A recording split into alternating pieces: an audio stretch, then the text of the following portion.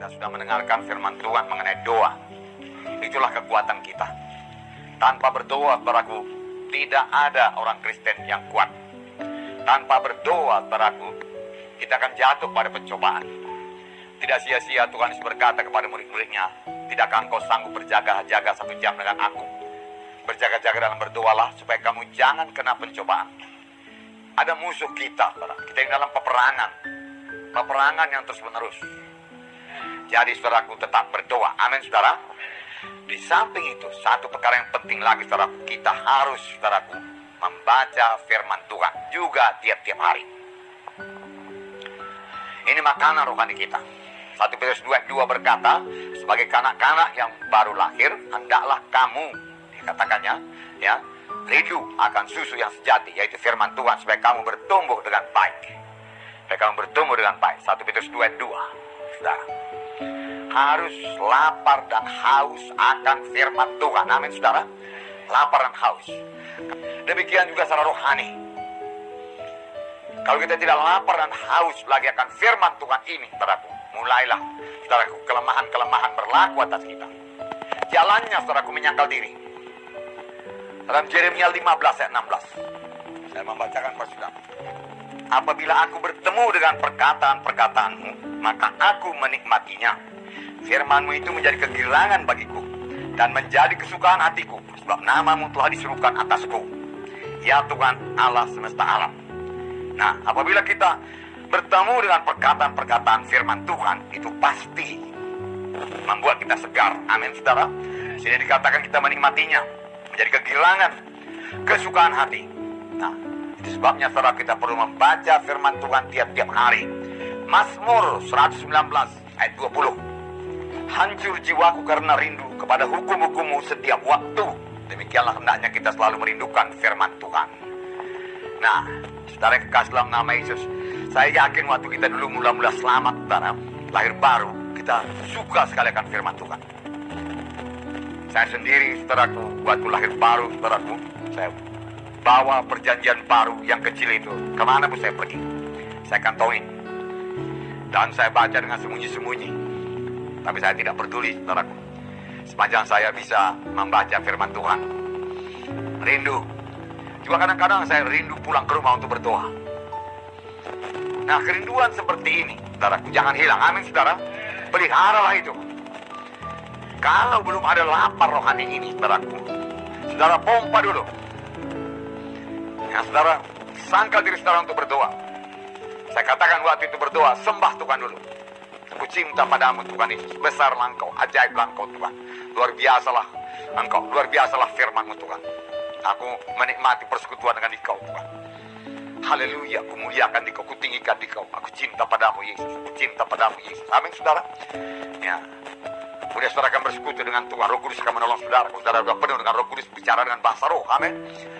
Ya, kemudian saudaraku baca firman Tuhan. Nah, saudara, bagi saudara yang jarang sekali baca firman Tuhan dan belum mengikuti schedule, saudara, baca dulu perjanjian baru, saudara.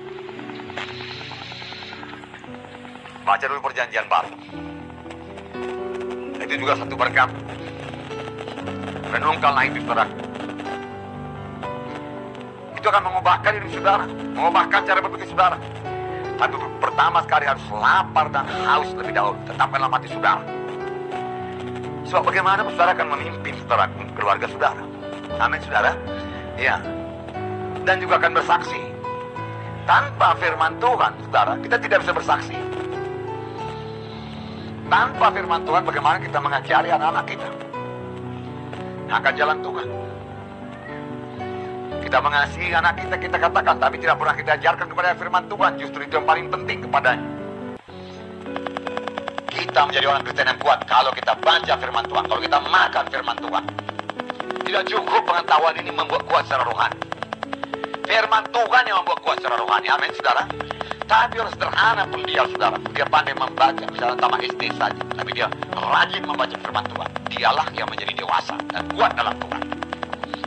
1 Yohanes pasal 2 ayat 14 berkata, Aku menulis kepada kamu, hai anak-anak, karena kamu mengenal Bapa. Inilah mula-mulanya anak-anak saja kita. Karena kita mengenal Bapa, kenal Tuhan sebagai Tuhan dan Juru Selamat. Kemudian aku menulis kepada kamu, hai bapak-bapak, karena kamu mengenal Dia yang ada dari mulanya. Aku menulis kepada kamu, hai orang-orang muda, karena kamu kuat. Mengapa kuat? Saya bacakan. Aku menulis kepada kamu, hai orang-orang muda, karena kamu kuat dan firman Allah diam dalam kamu, dan kamu telah mengalahkan yang jahat. Kamu kuat karena firman Allah diam dalam kamu. Amin. Kalau kita baca firman Tuhan, maka firman Tuhan diam dalam kita. Itulah yang membuat kita kuat menghadapi dunia ini, supaya kita jangan terikut, saudaraku.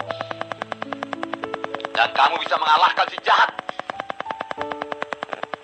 Karena dengan mudah kita berkata, ada tersurat. Sama sebagaimana Tuhan berkata kepada setan, ada tersurat, dan setan mundur. Karena apa? Karena Tuhan Yesus mengucapkan firman Tuhan. Jadi ada tersurat itu yang berkuasa, membuat kita kuat. Efesus pasal 6 ayat 10 berkata, hendaklah kamu kuat dalam Tuhan. Jadi manfaat yang pertama menjadi kuat dalam Tuhan. Karena Efesus pasal 6 dikatakan ayat 10, akhirnya hendaklah kamu kuat dalam Tuhan, dalam kekuatan kekuasanya. Menjadi kuat dalam Tuhan, dalam kekuatan kuasanya. Apakah yang diperbuat? Di sini dikatakan ayat 17, dan terimalah ketopong keselamatan dan pedang roh, yaitu firman Allah, firman Tuhan. Ya. Nah, jadi firman Tuhan itu membuat kita kuat, saudaraku, dan kita mengalahkan si jahat. Sebaliknya, saudaraku, tanpa firman Tuhan kita akan kalah, saudaraku. Kita akan dikalahkan oleh si jahat, oleh tipu daya setan. Oleh sebab itu jangan biarkan kita kosong dari firman Tuhan. Makan firman Tuhan tiap-tiap hari. Amin, saudara. Ya,